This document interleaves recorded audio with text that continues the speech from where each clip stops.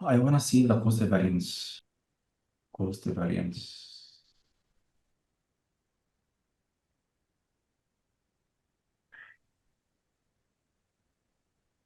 Here.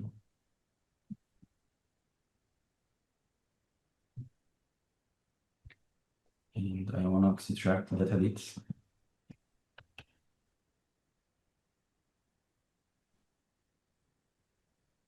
Okay, so that's the variance cost.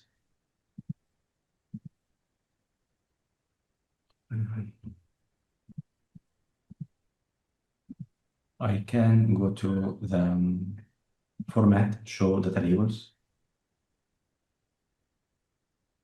Okay, so I want to see the trend over time because in our projects, people often look at the most recent status. So they finish the Scala update on that data date, they're going to report that it's 0.7 millions, and that's it. But when you have this chart, you will see the trend.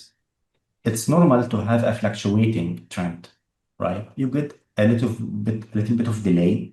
You apply some recovery measures. It takes like 2 weeks or so to be back on track and minimize the impact. Then you are falling again. So it's fluctuating. It's actually healthy.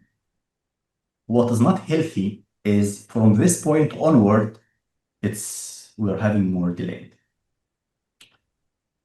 If you are really, really good at what you are doing, you're gonna present the cost variance maybe up to date and compare it with the last week variance. So people will see both values. But again, it doesn't show you the complete picture.